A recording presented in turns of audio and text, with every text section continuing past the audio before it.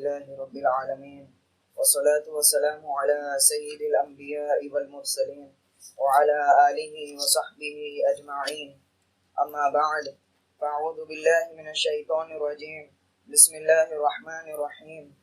يا بني إسرائيل اذكروا نعمتي التي أنعمت عليكم وأوفوا بعهدي أوف بعهدكم وإياي فارهبون وآمنوا بما أنزلت مصدقا لما معكم ولا تكونوا أول كافر به ولا تشتروا بآياتي ثمنا قليلا وإياي فاتقون ولا تلبسوا الحق بالباطل وتكتموا الحق وأنتم تعلمون وأقيموا الصلاة وآتوا الزكاة واركعوا مع الراكعين.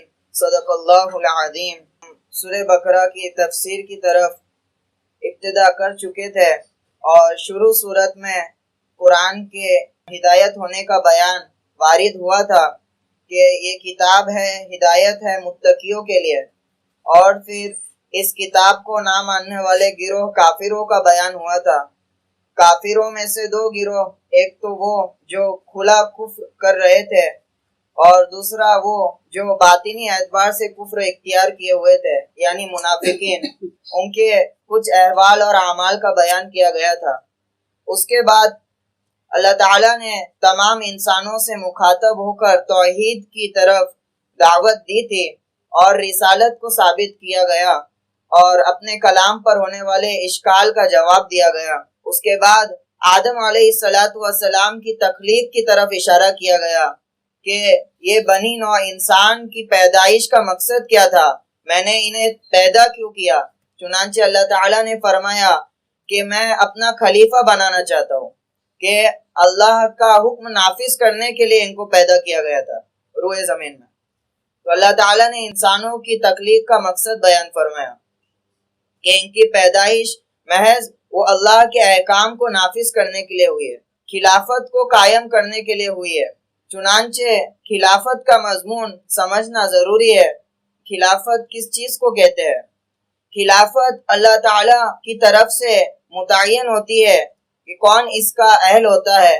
چنانچہ ان اللہ یصطفی من الملائکۃ رسلا ومن الناس، اس طرح کی آیت اللہ تعالیٰ جو ہے آئے گی آگے کہ اللہ تعالیٰ رسولوں اور انسانوں میں سے اپنے پیغمبروں کو منتخب کرتے ہیں. تو اصل جو خلیفہ ہوتے ہیں وہ انبیاء علیہم السلام ہوتے ہیں، اور خلیفہ یہ کسی شخص کو خود اختیار نہیں ہے کہ وہ اللہ کی طرف سے اپنے آپ کو مقرر کر لیں، بلکہ ایک عطائی چیز ہے. اللہ تعالیٰ جو ہے اپنے برگزیدہ بندوں کو عطا فرماتے ہیں، جس کو نبوت سے ہم تعبیر کرتے ہیں. تو اصل جو خلیفہ ہوتے ہیں اللہ کے وہ انبیاء علیہم السلام ہوا کرتے ہیں. کہ نبی جو ہے وہ ان کا جو ہے بعثت جو دنیا میں ہوتی ہے وہ اسی وجہ سے ہوتی ہے تاکہ وہ اللہ کے احکام کو زمین میں قائم کرے. اور اسی سلسلے کی آخری کڑی ہمارے آپ کے نبی جناب محمد رسول اللہ صلی اللہ علیہ وسلم ہے کہ آپ صلی اللہ علیہ وسلم یہ خلیفۃ اللہ ہے، اللہ کے خلیفہ ہے، اور آپ صلی اللہ علیہ وسلم کی خلافت یہ آخری خلافت ہے. اس کے بعد کوئی دوسری خلافت قائم نہیں ہونے والی. آپ کی خلافت یہ آخری خلافت ہے اور آپ کی خلافت یہ قیامت تک باقی رہنے والی ہے اور ہر انس اور جن کے لیے عام ہے. جس طرح انسانوں کے لیے آپ جو ہے نبی ہے، اسی طرح جنات اور تمام مکلفات کے لیے آپ جو ہے نبی بنا کر بھیجے گئے. تو آخری جو خلیفہ ہے اللہ کی طرف سے وہ آپ صلی اللہ علیہ وسلم ہے کہ آپ کا جو نفاذ کیا گیا، بعثت کی گئی، وہ اللہ کے حکم کو نافذ کرنے کے لیے کی گئی. اب آپ صلی اللہ علیہ وسلم کے بعد یہ نظام کس طرح کام کرے؟ تو آپ کی طرف سے جس طرح نبی جو ہوتے تھے وہ معصوم ہوتے تھے، یہ خلافت کا جو منصب ہے وہ ہر ناقص اور ناقص کو نہیں دیا جاتا ہے، بلکہ وہ اللہ کے معصوم بندے ہوتے ہیں جن کے اندر جن کی طبیعت میں نیکی ہوتی ہے. وہ ایسے برگزیدہ بندے کو اللہ تعالیٰ خلافت عطا فرماتے ہیں، اور جس کا علم ہے اللہ کو ہے کہ کون جو ہے پاک دامن ہے اور کون جو ہے وہ جو ہے خواہشات میں مبتلا ہے. تو اللہ تعالیٰ نبیوں کو معصوم بناتے ہیں، اس کے بعد یہ خلافت عطا فرماتے ہیں، کیونکہ خلافت یہ اختیار ہے. روئے زمین میں اللہ کی طرف سے آدمی کو اختیار دیا جاتا ہے تو اس کا غلط استعمال نہ ہو، اس وجہ سے ہر کسی کو خلافت نہیں دی جاتی ہے، بلکہ بہت زیادہ پاک صاف بندوں کو اللہ تعالیٰ اس کے لیے منتخب فرماتے ہیں۔ تو آپ صلی اللہ علیہ وسلم کو اس کے لیے انتخاب کیا گیا اور آخری خلافت آپ کی تھی۔ تو جس طرح آپ صلی اللہ علیہ وسلم کی ذات پاک و صاف تھی، معصوم تھی ہر گناہ سے، آپ صلی اللہ علیہ وسلم کے بعد اس نظام کو کیسے چلایا جائے؟ تو آپ صلی اللہ علیہ وسلم کے بعد جو یہ نظام چلے گا خلافت کا، وہ آپ کی خلافت کا چلے گا، یعنی خلیفۃ الرسول کہلائے گا، خلیفۃ اللہ نہیں کہلائے گا۔ خلافت تو آپ کی قائم ہو گئی، اب آپ کے بعد جو اس خلافت کا نظام چلے گا وہ خلیفۃ الرسول کہلائے گا، یعنی وہ رسول کا خلیفہ ہوگا، آپ صلی اللہ علیہ وسلم کے ارشادات کا پابند ہوگا، ان کی تعلیمات کا پابند ہوگا۔ اور وہ خلیفہ طے کیسا کیا جائے؟ تو اللہ تعالیٰ نے امت کے مجموعے کو اس ذمہ داری کا جو ہے اس ذمہ داری کو سپرد کر دیا کہ جس طرح ایک نبی معصوم ہوتا ہے، امت محمدیہ کی یہ شان ہے کہ اس کا اکثر حصہ کبھی گمراہی پر جمع نہیں ہوگا۔ چنانچہ روایت میں آتا ہے لن یجتمع امتی علی الضلالہ او کما قال علیہ الصلوۃ والسلام، کہ میری امت کبھی ضلالت اور گمراہی میں جمع نہیں ہونے والی، یعنی اس کا مجموعی طبقہ۔ یہاں پہ امت سے مراد کون ہے؟ امت دو قسم کی آپ سے قسم کی، ایک تو امت دعوت، ایک امت اجابت۔ امت دعوت جن تک آپ کی دعوت پہنچی انہوں نے قبول نہیں کی، اور امت اجابت جنہوں نے آپ کی دعوت کو قبول کر لیا، یعنی مومنین اور مسلمین یہاں پر جو ہے وہ مراد ہے کہ میری امت جو ہے کبھی گمراہی پر جمع نہیں ہوگی۔ تو جو حیثیت ایک نبی کو ہوتی ہے معصوم ہونے کی، وہی حیثیت اللہ تعالیٰ نے اس امت کو دی ہے مجموعی اعتبار سے، کہ یہ امت کبھی گمراہی پہ جو ہے جمع نہیں ہوگی، اور یہ امت جس شخص کو خلیفہ مقرر کر لے گی لہٰذا اس کی خلیفہ اس کی خلافت کو تسلیم کیا جائے گا۔ اسی وجہ سے امت کا اجماع یہ شریعت میں دلیل کے طور پر ہم جو اس کو مانتے ہیں، جس طرح قرآن حدیث جو ہے دلیل ہے، اسی طرح امت کا اجماع یہ بھی کیا ہے؟ دلیل ہے۔ تو اب امت جس آدمی پر جو ہے متفق ہو جائے وہ جو ہے خلافت کے منصب پر فائز ہو جائے۔ چنانچہ آپ صلی اللہ علیہ وسلم کے بعد ابو بکر رضی اللہ عنہ کی خلافت پر پوری امت کیا ہو گئی؟ متفق ہو گئی۔ ایک آدمی کے ذمے جو ہے اس خلافت کے جو ہے نسب کو لگایا جائے، منصب کو لگایا جائے، اور طے کیسے کیا جائے گا؟ وہ جو ہے امت کی اکثریت کی رائے پر طے کیا جائے گا۔ اب اس آدمی کے اوپر یہ لازم ہے کہ وہ احکام کو نافذ کرے جس طرح اس کو ہدایت دی گئی، جیسا کہ آدم علیہ السلام کو زمین میں بھیجنے کے بعد اللہ تعالیٰ نے فرمایا، کیا فرمایا؟ کہ فرمایا کہ قُلْنَا اهْبِطُوا بَعْضُكُمْ لِبَعْضٍ، اس آگے جو فرمایا فَإِمَّا يَأْتِيَنَّكُم مِّنِّي هُدًى فَمَن تَبِعَ هُدَايَ فَلَا خَوْفٌ عَلَيْهِمْ وَلَا هُمْ يَحْزَنُونَ، کہ آپ جاؤ میری ہدایت آپ کی طرف آئے گی۔ تو انسانوں کو خود مختاری نہیں دی کہ تم کو خلیفہ بھی بنانا ہے اور قانون وغیرہ سب تم اپنے حساب سے طے کرو، اس کی جو ہے گنجائش نہیں دی، کیونکہ انسان کبھی اپنے علم سے انصاف و عدل روئے زمین میں قائم کر ہی نہیں سکتا ہے۔ انصاف اور عدل کو قائم کرنے کے لیے تو علم کا مکمل ہونا ضروری ہے، جو محض اللہ تعالیٰ کا علم مکمل ہے۔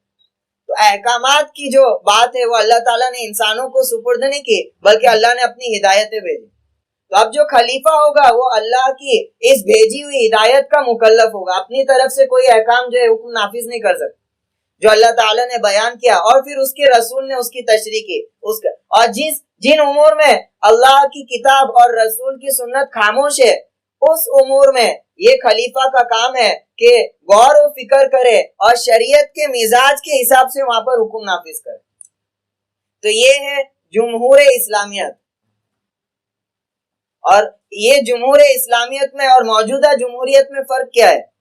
جو ڈیموکریسی چلتی ہے، ہماری جو خلافت ہے اس کا بھی جو مدار ہے وہ جمہور پر ہے، امت کے جو اکثر حصے پر ہے، اور یہاں کی جو جمہوریت چلتی ہے اور عالم دنیا میں جو جمہوریت چلتی ہے یہ بھی جو ہے جمہوریت پر اس کا نظام قائم ہے۔ فرق صرف اتنا ہے کہ یہ جو جمہوریت ہے یہ از سرے اول سے پوری طرح آزاد ہے، ان کی کوئی روک تھام نہیں ہے، اور برخلاف اسلامی جمہوریت کے کہ اسلامی جمہوریت جو ہے وہ شریعت کی پابند ہے، خلیفہ کو اختیار نہیں اپنی طرف سے کسی کو کوئی حکم دے دے۔ تو یہ خلافت کا جو ہے اصل ہے، اور یہی خلافت اسلام کی شان و شوکت ہے۔ آپ دیکھیں گے اصل جو خلیفہ کے منصب پر فائز تھے کون؟ حضور صلی اللہ علیہ وسلم، کہ ان کے دور پہ اصل خلیفہ تھی، اور وہ امت کا کون سا دور تھا؟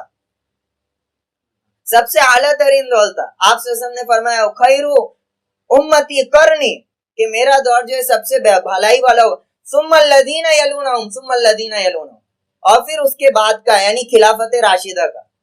جب یہ خلافت کا منصب امت نے اس کو قائم کیا ہے، امت کی سربلندی اور امت کی ترقی جو ہے اللہ تعالیٰ نے ان کو جو ہے عطا فرمائی، اور جب خلافت سے امت ہٹ گئی، امت ذلیل و رسوا اور خوار ہو گئی۔ اصل جو خلافت کا منصب ہے اس کو سمجھنے کی ضرورت ہے، اور ہمارے لیے لائحہ ہے عمل کیا ہے؟ ابھی یہ سننے کے بعد پتا چلا یہاں کے کچھ جوان اٹھ کے بولے کہ ہمیں ہندوستان میں خلافت قائم کرنا ہے، تو ایسا نہیں ہے۔ اصل اس کی جو ذمہ داری ہے سب سے پہلے وہ اسلامی ممالک پر ہے، کہ ان کو چاہیے کہ وہاں پہ خلافت کو قائم کرے۔ دلیل کیا ہے؟ ہم دلیل کے طور پہ آپ صلی اللہ علیہ وسلم کی مکی زندگی کو دیکھیں۔ مکی زندگی پر کبھی کوئی عملی اقدام نہیں اٹھایا گا کفار کی طرف، کفار کے خلاف، نہ ان سے کوئی جنگ کا جو ہے اعلان کیا گیا، یا اسی طرح کوئی ان کی منظم حکومت قائم کرنے کی آپ نے کوشش کی اپنی۔ یہ سب کام کب ہوا؟ مدینے میں آ کے۔ تو ہمارے لیے جو نمونہ ہے وہ آپ کی مکی زندگی۔ ہاں البتہ آپ نے دعوت کا کام جاری رکھا۔ خلافت کا اصل ذمہ داری جو ہے وہ اسلامی ممالک پر ہے کہ وہ اس خلافت کو نافذ کرے۔ اللہ ہمیں معاف فرمائے، امت کو معاف فرمائے۔ اتنے سارے ملک اس وقت مسلمانوں کے قبضے قدرت میں، لیکن کسی ایک ملک میں بھی خلافت کی اصل جو ہے شکل قائم نہیں ہے۔ یہ مسلمانوں کی تنزلی کا سبب ہے۔ ایک ملک بھی ایسا نہیں ہے جہاں پہ خلافت اپنی شکل میں قائم ہے۔ تو یہ ذمہ داری ہے مسلم ممالک کی کہ وہ خلافت کو قائم کرے۔ چنانچہ اس سے آگے اللہ تعالیٰ بنو اسرائیل سے مخاطب ہے، جو ہے دو قسم کے کفار تھے، ایک جو ہے کفر میں مبتلا تھے صریح طور پر، اور یہ جو بنو اسرائیل سے مخاطب ہوتا ہے اللہ تعالیٰ یہاں سے، یہ خصوصی ان سے مخاطب ہے۔ یہاں سے یہ تذکرہ چلے گا پہلے پارے کے اختتام تک، سیقول تک، یہاں سے لے کے وہاں تک بنو اسرائیل سے اللہ تعالیٰ مخاطب ہے، اور 3 مرتبہ بنو اسرائیل کہہ کر اللہ تعالیٰ نے پکارا ہے۔ بنو اسرائیل کے متعلق تشفی بخش بحث جو ہے گزشتہ شب میں ہو چکی ہے، چنانچہ مختصر یہ بنی اسرائیل یہ اہل کتاب تھے، یعنی یہود اور نصارہ اس وقت اہل کتاب تھے۔ مجموعی اعتبار سے عرب کے جو لوگ تھے وہ مشرک تھے، ان کے پاس کوئی تہذیب و تمدن نہیں تھا۔ میں نے جیسے بیان کیا گزشتہ ایام میں، یہود جو ہے بکھر چکے تھے پورے عالم میں، اور کچھ یہودیوں کا قبیلہ عرب میں آ کر بھی بسا تھا، حجاز میں آ کر۔ اس میں سے اکثر جو بسے تھے یہ مدینہ میں بسے تھے، مدینہ کے اطراف میں۔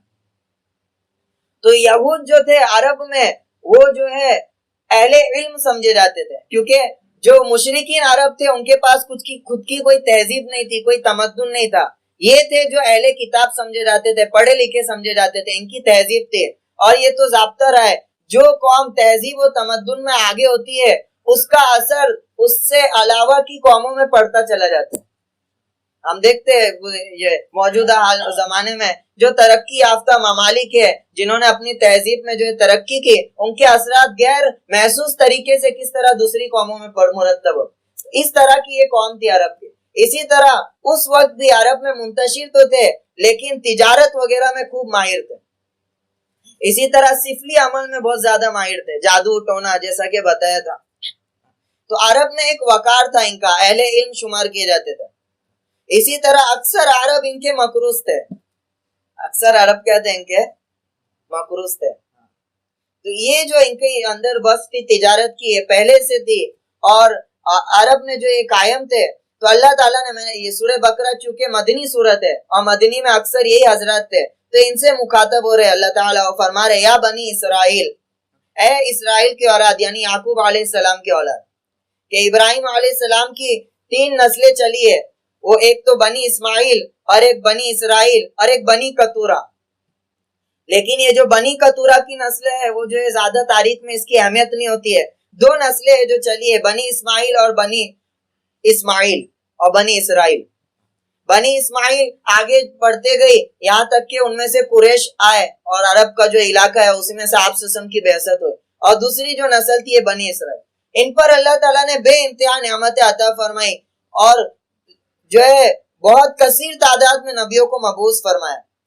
بار بار ان پر نبیوں کو مبعوث فرمانا ایک عالم دنیا میں ان کا ایک وقار قائم کیا کہ جس وقت پوری دنیا شرک میں مبتلا تھی، محض یہ وہ قوم تھی جو توحید پر بچے ہوئے تھے، توحید پر قائم تھی، تو ان کا ایک وقار تھا.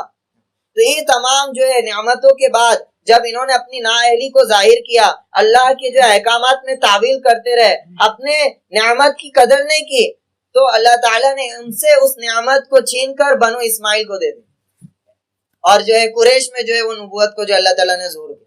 تو یہاں سے اللہ تعالیٰ فرما رہے ہیں بنو اسرائیل اذکروا نعمتی التی انعمت علیکم، میری ان نعمتوں کو یاد کرو جو میں نے تم پر کی ہے. نعمتوں کو یاد کرنے کا مطلب کیا ہے؟ نعمتوں کو یاد دلانے کا مطلب یہ کہ اس کی شکر گزاری کرو. نعمت تو یہودیوں کو یاد تھی، ان کی کتابوں میں لکھا تھا کہ خدا نے ہم پر کیا کیا نعمتیں کی. یہاں پہ اللہ تعالیٰ کا مقصود ہے کہ اس کی شکر جو ہے گزاری کرو اور محمد صلی اللہ علیہ وسلم پر شکر کرنے کے عوض میں ایمان لے آؤ. یہ شکر گزاری ہے تمہاری. وَأَوْفُوا بِعَهْدِي أُوفِ بِعَهْدِكُمْ، اور میرے عہد کو پورا کرو، میں تمہارے عہد کو پورا کروں گا. کیا عہد تھا؟ تو یہ دوسری آیت میں جو ہے بیان فرمایا. عہد یہ تھا وَلَقَدْ أَخَذَ اللَّهُ مِيثَاقَ بَنِي إِسْرَائِيلَ کہ اللہ تعالیٰ نے بنو اسرائیل سے عہد لیا. وَبَعَثْنَا مِنْهُمُ اثْنَيْ عَشَرَ نَقِيبًا، ان میں 12 سردار کو منتخب کیا. 12 قبیلے تھے، وہ سردار اپنے اپنے لوگوں کو بار بار اس عہد کی جو ہے یاد دہانی کراتے تھے. وَقَالَ اللَّهُ إِنِّي مَعَكُمْ، اللہ تعالیٰ نے فرما دیا کہ میں تمہارے ساتھ ہوں، کہ میں ہمیشہ تمہیں دیکھ رہا ہوں کہ تم اس عہد کی پاسداری کرتے ہو یا نہیں. عہد کیا تھا؟ لَئِنْ أَقَمْتُمُ الصَّلَاةَ وَآتَيْتُمُ الزَّكَاةَ وَآمَنْتُمْ بِرُسُلِي، کہ اگر تم نماز قائم کرتے رہے، زکوٰۃ ادا کرتے رہے اور میرے رسولوں پر ایمان لاتے رہے. وَآمَنْتُمْ بِرُسُلِي، کہ ان کو یہ عہد تھا کہ تم میرے جتنے بھی رسول آئے گے میری طرف سے تم سب پر کیا لاؤ گے؟ ایمان لاؤ. لیکن انہوں نے سرکشی کی اور چنانچہ عیسیٰ علیہ السلام جو ہے ان کی نبوت میں اتنا انکار کرنے بیٹھ گئے اور اتنی حد سے آگے بڑھ گئے کہ ان کی طرح طرح کی توہین کیے اور آخر میں آپ صلی اللہ علیہ وسلم کی نبوت کا انکار کیا. اور میرے رسولوں پر ایمان لاؤ گے، وَعَزَّرْتُمُوهُمْ، اور ان کی مدد کرو گے، وَأَقْرَضْتُمُ اللَّهَ قَرْضًا حَسَنًا، اللہ کو بطور قرض حسنہ آگے دو گے. جب تم یہ کرو گے لَأُكَفِّرَنَّ عَنْكُمْ سَيِّئَاتِكُمْ، تو میں تمہارے گناہوں کو بخش دوں گا اور تمہیں جنت میں داخل کروں گا. یہ عہد تھا ان کا. تو اللہ تعالیٰ فرما رہے میرے عہد کو پورا کرو، میں تمہارے عہد کو پورا کروں گا. یعنی جو اللہ تعالیٰ نے عہد کیا تھا ان کے ساتھ جنت کا دخول اور نیک اعمال اور ان کو ثواب دینا، تو یہ اللہ کا عہد تھا. ان کی کتابوں میں تھا کہ نبیوں کی بعثت ہوگی، تمہیں کیا کرنا ہے؟ جب بھی وہ نبی مبعوث ہوگے تو ان پر ایمان لانا ہے اور ان کی مدد کرنا ہے. یہ عہد کو یاد دلایا جائے. وَإِيَّايَ فَارْهَبُونِ، اور مجھ ہی سے ڈرو. اس عہد کو پورا کرنے کے لیے مجھ ہی سے ڈرو، تمہیں کوئی دوسری چیز ڈرا نہ دے اور اس عہد کو پورا کرنے سے روک نہ دے. تو اللہ تعالیٰ تاکید فرما رہے ہیں کہ میں ہی ڈرنے کے لائق ہوں. وَاللَّهُ أَحَقُّ أَن تَخْشَىٰ، اللہ تعالیٰ ہی اس بات کا زیادہ حقدار ہے کہ اس سے ڈرا جائے. یہ عہد کو پورا کیوں نہیں کر پائے؟ حب جاہ اور حب مال کی وجہ سے. ایک میں نے ابھی بتایا کہ ان کی کیا وقعت تھی عرب میں، تو ان کو یہ ڈر سوار ہو گیا کہ اگر ہم محمد صلی اللہ علیہ وسلم کے دین کو اختیار کر لیتے ہیں تو وہ جو پروٹوکول ہمارا بنا ہوا ہے حب جاہ اور حب مال، یہ ہم سے جو ہے چھین لیا جائے گا اور محمد صلی اللہ علیہ وسلم کی غلامی کرنی پڑے گی. تو اس کا خوف، اس کے ڈر کی وجہ سے وہ عہد کو کیا کر رہے تھے؟ توڑ رہے. تو اللہ تعالیٰ فرما رہے اس سے ڈرنے کی ضرورت نہیں ہے. وَإِيَّايَ فَارْهَبُونِ، میں ہوں جس سے تمہیں ڈرنا ہے، مجھ سے عہد کیا گیا. وَآمِنُوا بِمَا أَنزَلْتُ مُصَدِّقًا لِمَا مَعَكُمْ، اور اس کتاب پر یعنی قرآن پر ایمان لاؤ جو تصدیق کرتی ہے اس کتاب کی جو تمہارے پاس ہے. یعنی قرآن شریف پر ایمان لانے کی اللہ تعالیٰ جو ہے تاکید کر رہے کہ قرآن ایسی کتاب ہے جو تمہارے پاس موجودہ کتاب تورات کی تصدیق کرتی ہے. قرآن جو ہے تورات کی جو ہے تکذیب نہیں کرتی ہے. قرآن جو ہے اس بات کو جو ہے پختہ کرتی ہے کہ تورات بھی اللہ کی طرف سے نازل کردہ کتاب ہے. اس سے یہ بات لازم نہیں آتی کہ موجودہ تورات کو اللہ کی کتاب ماننا ضروری ہے. موجودہ جو یہود اور عیسائی ہے وہ اس طرح کے پیترے استعمال کرتے ہیں، فرماتے کہ تمہاری کتاب میں تو ہماری کتاب کو ماننا لکھا ہے. تو اس سے یہ لازم نہیں آتا ہے کہ موجودہ زمانے میں جو تورات انجیل ہے ان پر بھی ایمان لانا ضروری ہے, کیونکہ اس میں تحریفات ہو چکی ہے. خود تورات دو مرتبہ ضائع ہو چکی ہے پوری طرح سے. اس کے بعد جو بچے کچھ احکامات تھے ان کے علماء نے اپنی نفسانی اغراض کی وجہ سے اس میں رد و بدل کیے. تو یہ وہ تورات نہیں ہے جو نازل ہوئی تھی, لہٰذا تورات کی تصدیق کرتی ہے. وَلَا تَكُونُوا أَوَّلَ كَافِرٍ بِهِ, اور اس کی تکذیب کرتے ہوئے تم سب سے پہلے اس کے انکار کرنے والے نہ بن جاؤ. ابھی بتایا کہ اہل کتاب کی کیا حیثیت تھی. اللہ تعالیٰ فرما رہے کہ تم جو ہے اس کو نہ مان کر سب سے پہلے اس کا انکار کرنے والے نہ بن جاؤ. یعنی تمہارا نہ ماننا یہ سبب بنے گا تمہارے ماتحتین کے انکار کا. ہم دیکھیں گے یہود نے جو ہے اس وقت کے اہل کتاب نے اس فرمان کو اور اس کلام کا انکار کر دیا, جس کے سبب آج تک کے عیسائی اور یہودی اس کلام کا انکار کرتے آئے چلے آئے. تو اللہ تعالیٰ نے فرمایا تم جو ہے سبب بنو گے ان سب کے انکار کا, اور سب کا وبال تم پر ہوگا. تو بڑی جو ہے اللہ تعالیٰ نے نرمی سے سمجھایا کہ پہلے جو انکار کرنے والے مت بن جاؤ, کہ سب کا بوجھ تم پر لاد دیا جائے گا. تمہاری ذمہ داری ہے کہ اس کلام کو جو ہے تصدیق کرو. وَلَا تَشْتَرُوا بِآيَاتِي ثَمَنًا قَلِيلًا, اور میری آیتوں کو معمولی سی رقم پر بیچ نہ دو. یہ آیت کیا ہے؟ یہ آپ صلی اللہ علیہ وسلم کی صفت ہے جو ان کی کتابوں میں بیان کی گئی تھی, کہ وہ صاف طور پر جو ہے لکھا گیا تھا کہ آپ صلی اللہ علیہ وسلم کی بعثت ہوگی, اور ان کے حلیہ مبارک کی کافی حد تک تشریح کی گئی تھی.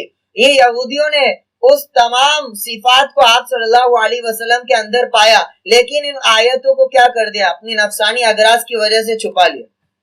وَلَا تَشْتَرُوا بِآيَاتِي ثَمَنًا قَلِيلًا, کہ تھوڑی رقم کے عوض میں جو ہے میری آیتوں کو نہ بیچ دو. اس کا مطلب یہ نہیں ہے کہ بڑی رقم کے عوض میں بیچ دو. اس کا مطلب یہ ہے کہ جتنی بھی بڑی سے بڑی رقم تم کو مل جائے, لیکن اللہ کی آیت کو بیچ کر آخرت کا وبال اٹھانا, یہ گویا کہ کتنی بھی بڑی رقم ہو وہ حقیری ہے اللہ کی آیت کے جو ہے مقابلے. وَلَا تَشْتَرُوا بِآيَاتِي ثَمَنًا قَلِيلًا وَإِيَّايَ فَاتَّقُونِ, مجھ سے ڈرو. دیکھو جو تم خیانت کر رہے ہو کتابوں میں, اس سے باز آ جاؤ, مجھ سے ڈرو. یہاں پہ جو یہ آیتیں چھپایا کرتے تھے, آیتوں میں تورات میں جو لفظی تحریف تو نہیں ہوئی ہے, لیکن معنوی تحریف کرتے تھے. تورات میں جو لکھا ہوا رہتا تھا اس کو بدلتے نہیں تھے, لیکن کیا کرتے تھے, جب لوگ پوچھنے آیا کرتے تھے تو ان سے مان لیتے تھے, اور اس میں جو ہے آدھی بات جو ہے بتلا دیا کرتے تھے, یا تو اس کا جو ہے دوسرا معنی ان کو سمجھا دیتے تھے. اس طرح کی خیانتیں کرتے تھے, یہ پہلے سے جو ان کی عادت چلی آ رہی ہے. تو اللہ تعالیٰ فرما رہے وَإِيَّايَ فَاتَّقُونِ, مجھ سے ڈرو, اس جو ہے شنی فعل سے جو ہے توبہ کرو. وَلَا تَلْبِسُوا الْحَقَّ بِالْبَاطِلِ وَتَكْتُمُوا الْحَقَّ وَأَنْتُمْ تَعْلَمُونَ, اور حق کو ناحق کے ساتھ خلط مت کرو, اور حق کو مت چھپاؤ. وَأَنْتُمْ تَعْلَمُونَ, جبکہ تم جانتے بوجھتے ہو. حق کو جو ہے باطل کے ساتھ نہ ملو. کہ یہ کام کیا کرتے تھے برا کام, کہ جو حقیقت ہوتی تھی ان کے کلام میں, اس میں جو ہے دوسری باتوں کو ملا کر جو ہے ایک نئی چیز پیش کر دیتے تھے. کہ ایک تو ہوتا ہے جھوٹ بولنا, ایک ہوتا ہے کہ سچائی میں جھوٹ ملا کر کیا کر دینا, پیش کر دینا. تو یہ والا جو جھوٹ ہوتا ہے کبھی کبھی سری جھوٹ سے بھی آگے چلا جاتا ہے, اور وہ زیادہ جو ہے فساد پھیلا دیتا ہے, جس کو آج کے زمانے میں ہم پروپیگنڈا بولتے ہیں. یہ پروپیگنڈا کی عادت ان کی ابھی سے نہیں ہے, پہلے سے چلی آ رہی.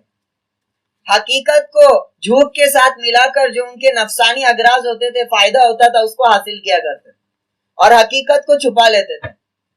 جیسے مثال کے طور پر آسان سے سمجھایا جائے, یا ایھا الذین آمنوا لا تقربوا الصلاۃ, قرآن میں کہ اے ایمان والو نماز کے قریب نہ جاؤ, وانتم سکارا, جبکہ تم نشے کی حالت میں. اس میں سے صرف اتنی بات نقل کر دینا, اے ایمان والو نماز کے قریب نہ جاؤ, تو کوئی اس کو سچی بات بولے گا؟ حالانکہ اس نے حذف نہیں کیا, لیکن کوئی اس کو سچی بات بولے گا؟ آگے کی بات حذف کرنے کی وجہ سے گویا کہ کیا ہے, معنی بگڑ گیا. اس طرح کی خیانت کرتے تھے. یہ ان کی پہلے سے عادت چلی آ رہی ہے. موجودہ زمانے میں بھی ہم دیکھتے ہیں طرح طرح کے پروپیگنڈا جو ہے ان کی عادت ہے, فطری عادت ہے, کہ سچ اور جھوٹ کو ملانا.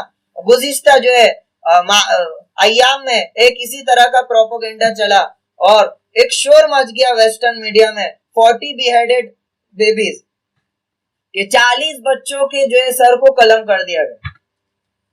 نہ اس کی کوئی ثبوت، نہ آپ دیکھی کوئی جو ہے ایویڈنس، لیکن جو ہے معاشرے میں اڑا دیا. اور اڑایا تو ایسا اڑایا کہ میجر پیمانے میں پورا ویسٹرن میڈیا اس نیوز کو کیا کر رہا ہے. کچھ دن گزرے، سب لوگوں نے اپولوجائز کر دیا، لیکن جو نقصان ہونا تھا وہ ہو گیا. 6 سال کے بچے کو چھریوں سے جو ہے گھوپ گھوپ کر مار دیا جاتا. جو نفرت پیدا کی گئی تھی اس نیوز کی وجہ سے، وہ نفرت وہاں پہ ظاہر ہوئی. اور اس کے عوض میں 3000 بچے فلسطین میں مرتے ہیں. یہ 40 جو ہے بچوں کے جھوٹ کے عوض میں 3000 بچوں کا قتل کر. یہ طرح کی جو سنگین گناہ ہے، جو پروپوگنڈا والا، اس طرح کے گناہ میں ملوث تھے. تو اللہ تعالیٰ اس سے جو ہے ان کو باز رکھ رہا ہے کہ یہ جو ہے اس طرح کی جو حرکتیں نہ کرو، ایمان لے آؤ. وَأَقِيمُوا الصَّلَاةَ وَآتُوا الزَّكَاةَ وَارْكَعُوا مَعَ الرَّاكِعِينَ. اب ایمان کی دعوت دے دی ہے، اب ایمان کے اعمال کی دعوت دے رہا ہے کہ نماز کو قائم کرو، زکوٰۃ ادا کرو، اور رکوع کرنے والوں کے ساتھ رکوع کرو. یہ اللہ تعالیٰ ان کے مرض کی تشخیص کر رہے، ایکس رے کرنے کے بعد ابھی ان کو یہ دوائی دے رہے، علاج دے رہے کہ ان کا ایمان نہ لانا کس وجہ سے تھا؟ حب مال اور حب جا کی وجہ سے اور حسد کی وجہ سے. حب مال یعنی جو مال یہ لیا کرتے تھے اپنے ماننے والوں سے. روایتوں میں آتا ہے کہ سال میں ایک مرتبہ ان کی پیداوار سے اور ان کے رقم سے جو ہے کچھ مال لیا کرتے تھے. اگر آپ صلی اللہ علیہ وسلم کی پیروی کر لیتے تو ان کی شریعت ان پر لازم ہو جاتی اور وہ ملنے والا مال کیا ہو جاتا؟ بند ہو جاتا. اسی طرح حب جا، ان کا جو ایک پروٹوکول تھا، ان کی جو ایک شاہ اور شوکت تھی، وہ جو ہے پیروی کے بعد ان کو لگا وہ ختم ہو جائے گی. اسی طرح آپ صلی اللہ علیہ وسلم کی جب فتوحات کو دیکھتے گئے، ترقی کو دیکھتے گئے، تو وہ ترقی کی وجہ سے ان کو اپنے سے مال و دولت کو اور عزت کو چھینتے ہوئے دیکھنا انہوں نے شروع کر دیا. تو اس کی وجہ سے آپ صلی اللہ علیہ وسلم کے لیے حسد اور بڑھتے چلے گئے. تو یہ جو 3 بیماری تھی ان کے اندر، جو ان کو ایمان لانے سے جس نے روک دی، تو اس کی اللہ تعالیٰ بھی دوائی بتا رہے کہ واقیم الصلاۃ، کہ نماز کی پابندی کرو، وآتوا الزکاۃ، زکوٰۃ ادا کرو، اور رکوع کرنے والوں کے ساتھ رکوع کرو. کہ نماز یہ آدمی کو باطنی اعتبار سے اس کے اندر عاجزی پیدا کرتی ہے. کہ نماز نام ہی ہے آدمی کو اپنے آپ کو اللہ کے سامنے ذلیل و خوار کرنے کا. بڑے سے بڑا مالدار ہو، بڑے سے بڑا جو ہے بادشاہ ہو، اس کو نماز میں جو ہے سب کے ساتھ کھڑے ہو کر اللہ کے سامنے سر جھکاتے ہوئے اور اپنے جو ہے پیشانی کو جو ہے زمین سے جو ہے گھسیٹنا پڑتا ہے. کہ نماز کے ذریعے سے باطنی اعتبار سے تمہارے اندر کیا ہے؟ حب جا ختم ہوئے گی. وآتوا الزکاۃ، اور زکوٰۃ ادا کرو. یہ جو ہے علاج بتایا حب مال کا. جب اللہ کے لیے تم مال کو جو ہے خرچ کرو گے تو مال کی محبت تمہارے دل سے کیا ہوگی؟ ختم. وَارْكَعُوا مَعَ الرَّاكِعِينَ، اور رکوع کرنے والوں کے ساتھ رکوع کرو. یہاں پہ رکوع بول کر نماز مراد ہے کہ رکوع کرنے والوں کے ساتھ رکوع کرو. یہاں پہ مولانا اشرف علی تھانوی رحمۃ اللہ علیہ بولتے ہیں کہ تواضع اور عاجزی آدمی کے اندر تبھی آتی ہے جب وہ اہل تواضع کے ساتھ رہتا ہے. یہ کوئی کتابوں میں پڑھنے والی چیز نہیں ہے کہ آپ نے پڑھ لیا کہ تواضع کرنا چاہیے، عاجزی کرنا چاہیے. یہ بغیر معیت کے نہیں آتی ہے. اسی لیے فقہاء نے لکھا ہے، محدثین، کہ آدمی گھوڑوں کو پالتا ہے تو اس کے اندر کبر آتا ہے، اور بکریوں کو چراتا ہے تو اس کے اندر عاجزی آتی ہے. وَارْكَعُوا مَعَ الرَّاكِعِينَ، ان کو کہا گیا کہ رکوع کرنے والوں کے ساتھ رکوع کرو، یعنی ایمان والوں کے ساتھ جماعت کے ساتھ نماز پڑھو. رکوع بول کر نماز مراد ہے. صرف رکوع کا ذکر کیوں کیا؟ کیونکہ ان کی شریعت میں رکوع نہیں تھا. یہ آپ صلی اللہ علیہ وسلم کی جو شریعت کی خصوصیت ہے کہ اس نماز میں رکوع عطا فرمائے. تو یہاں پہ ان کو نماز پڑھنے کا حکم دیا گیا. اسی سے باجماعت نماز پڑھنے کی جو ہے اہمیت ظاہر ہوتی ہے. اسی وجہ سے فقہاء نے اس پر کلام کیا. بعض فقہاء کے نزدیک باجماعت نماز پڑھنا واجب ہے، یعنی لا صلاۃ لجار المسجد الا فی المسجد جیسی روایتوں کی وجہ سے کہ نماز مسجد کے بازو میں رہنے والے شخص کی نماز مسجد کے علاوہ میں ہوتی نہیں ہے. تو اس سے انہوں نے استدلال کیا، یعنی اگر مسجد کی اذان کی آواز آپ کے کانوں تک آ رہی ہے تو مسجد میں جا کر نماز پڑھنا ضروری ہے، ورنہ نماز نہیں ہوگی. تو بعض فقہاء اس طرف گئے، لیکن جمہور کا مذہب یہ ہے کہ جماعت کی نماز یہ سنت موقدہ ہے، یعنی جان بوجھ کر چھوڑنے سے آدمی کو گناہ ہوگا اور غفلت سے چھوڑنے کی وجہ سے گنہگار ہوگا. یہاں تک کہ علامہ قرطبی نے لکھا ہے کہ اگر محلے کی مسجد میں لوگ جو ہے جماعت کی نماز کو کثرت سے ترک کرتے رہے اور مسجد ویران ہو گئی تو ان سے قتال کیا جائے گا. ان سے کیا کیا جائے گا؟ یہ باجماعت نماز پڑھنے کی اہمیت ہے. اتامرون الناس بالبر وتنسون انفسکم، کیا تم لوگوں کو نیکی کا حکم دیتے ہو اور خود اپنی آپ کو بھولا بیٹھتے ہو جبکہ تم کتاب پڑھتے ہو. افلا تعقلون، کیا تم عقل نہیں رکھتے؟ ان کے بارے میں آتا ہے یہود جو تھے یہ اپنے اقربا اور جو پہچان والے تھے ان کو جو اس طرح کی باتیں کرتے تھے کہ آپ صلی اللہ علیہ وسلم کے دین کو مان لو، ان پر ایمان لے لو، جو ہے ہم جو اپنی کتابوں میں اس جیسی چیزیں پاتے ہیں. تو دوسروں کو جو اس طرح کی جو چیزیں سرن خفیہ طور پر کہتے تھے کہ محمد صلی اللہ علیہ وسلم کے دین کو قبول کر لو، اس پر جم جاؤ، لیکن خود ایمان نہیں لاتے تھے. وہی یہی تین بیماریوں کی وجہ سے کہ ہمارا سب چلا جائے. تو اس کی طرف اللہ تعالیٰ تاکید کر رہے، کیا تم لوگوں کو نیکیوں کا حکم دیتے ہو؟ بر کہتے ہیں تمام نیکیوں کو، اور آپ صلی اللہ علیہ وسلم کی اطاعت تمام نیکیوں کو جمع کرنے والی. تو یہ جو لوگوں کو حکم دیتے ہو اور خود کو بھولا بیٹھتے ہو، یعنی خود اس کی پیروی نہیں کرتے، جبکہ تم اپنی کتاب پڑھتے ہو. یعنی ان کی کتاب میں عالم بلا عمل کی مذمتیں جگہ جگہ بیان کی گئی کہ ایسا عالم جو عمل نہ کرتا ہو وہ جو ہے نہایت ہی کبھی اور شنی آدمی.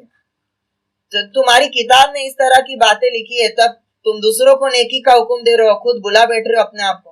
اسی طرح آپ صلی اللہ علیہ وسلم نے جو ہے معراج کے موقع پہ دیکھا کہ بعض لوگوں کو جو ہے سخت ترین عذاب دیا جا رہا ہے، ان کی جو ہے ہونٹوں کو کینچیوں سے قطر دیا جا رہا ہے. جب پتا چلا کہ یہ کون لوگ ہیں تو فرمایا کہ دوسروں کو نیکی کا حکم دیتے تھے لیکن خود کو کیا بھلا بیٹھتے. تو اس سے بھی زیادہ سخت ترین وعیدیں جو ہے آئی ہے کہ اس سے دل دہل جائے آدمی کہ عالم کو جو ہے قیامت میں کوئی عذر نہیں ہوگا. ایک جاہل آدمی ہے وہ ایک عذر پیش کر سکتا ہے کہ مجھے اس فریضے کا کیا تھا، علم نہیں تھا، تو اگرچہ اس کو علم حاصل نہ کرنے کا گناہ ہوگا لیکن ایک عذر اس کے پاس ہوگا. لیکن عالم کا علم قیامت میں حجت بن جائے، اس کے پاس عذر کوئی نہیں رہے. تو اس کی تاکید ہے کہ تم جو سمجھتے ہو پھر بھی جو اس طرح کی خیانت کرتے ہو. افلا تعقلون، تم سمجھتے بوجھتے نہیں ہو کہ جب تمہاری جو کتاب میں لکھا ہے تو تم اس طرح کی خیانت نہ کرو. وَاسْتَعِينُوا بِالصَّبْرِ وَالصَّلَاةِ، آخری آیت ہے.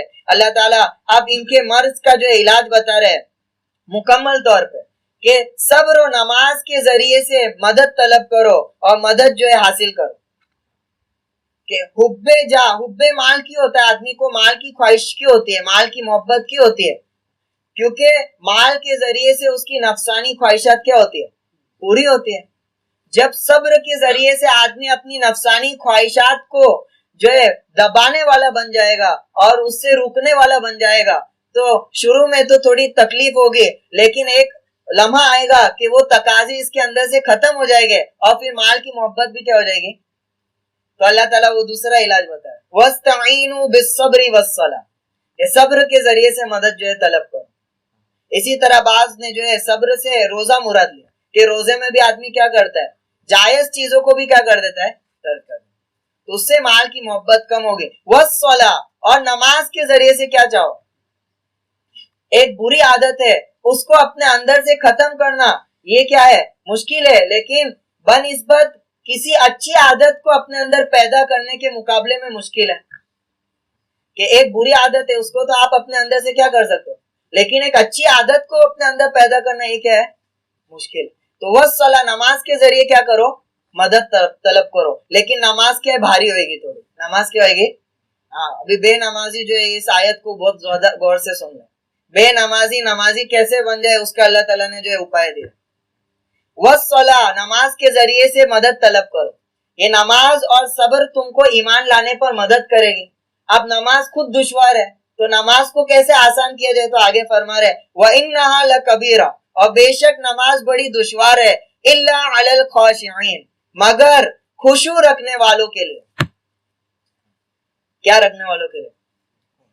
یہ نماز کیوں دشوار ہے؟ کیونکہ نماز اس وجہ سے دشوار ہے کہ آدمی کا جو دل ہے، فکر قلبی، وہ آزادی کو چاہتی ہے.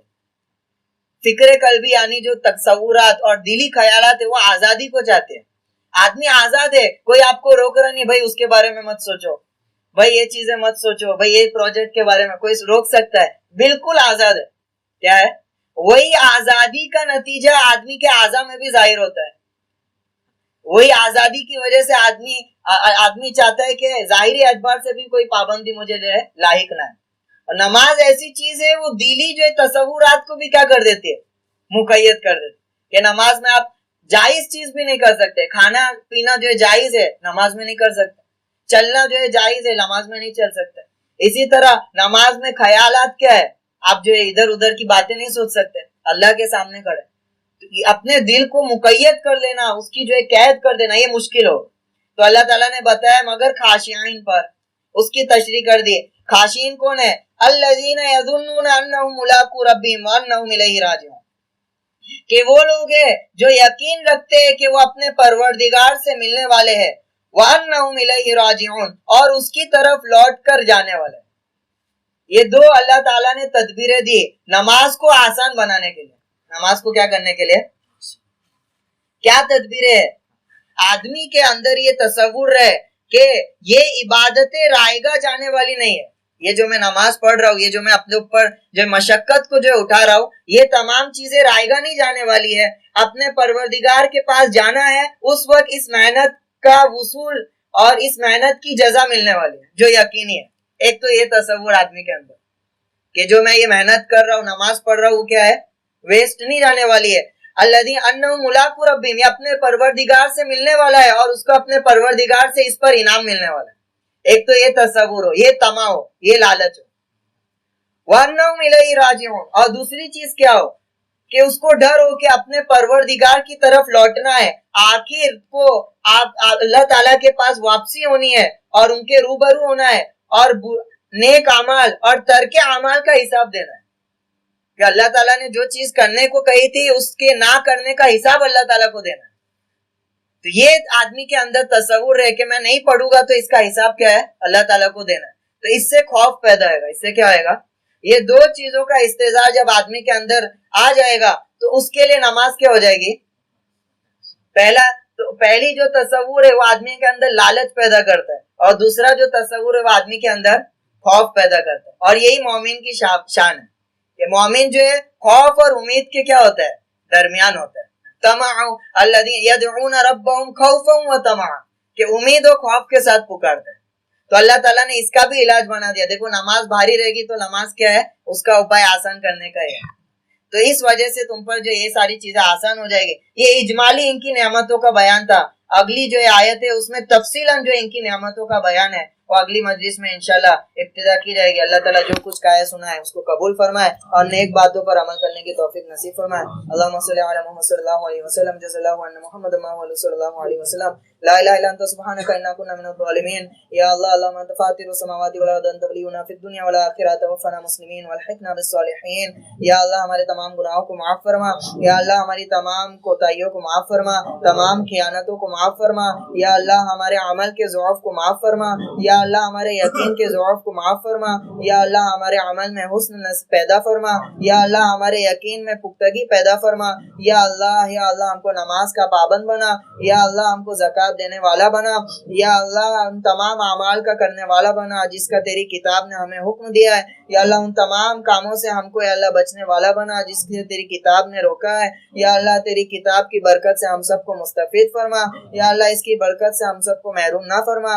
یا اللہ اس کتاب کی برکت سے ہم کو محروم نہ فرما. ہمارے بھائیوں کی مدد فرما, جو مظلومین ہیں ان کی فریاد رسی فرما. یا اللہ ہمارے فلسطینی بھائیوں کی مدد فرما. یا اللہ ان پر ہونے والے ظلم و تشدد کی اللہ روک تھام فرما, ان کو بہت زیادہ صبر نصیب فرما. یا اللہ غیب سے ان کی مدد کا انتظام فرما. یا اللہ ہمارے ضمیر کو یا اللہ زندہ فرما. یا اللہ ہمیں ضمیر کی موت سے محفوظ فرما. یا اللہ باطنی موت سے ہم سب کی حفاظت فرما. امت کی حفاظت فرما, امت کو مجتمع فرما, کفار کو پاش فرما, متفرق فرما. یا اللہ جو مانگے اسے بھی قبول فرما, جو مانگنے سے رہ گئے اسے بھی قبول فرما. ہماری دعا کو حضور پاک صلی اللہ علیہ وسلم کے صدقے تو فعل قبول فرما. آمین آمین یا رب العالمین. سبحان ربک رب العزت عما یصفون وسلام علی المرسلین والحمد للہ رب العالمین.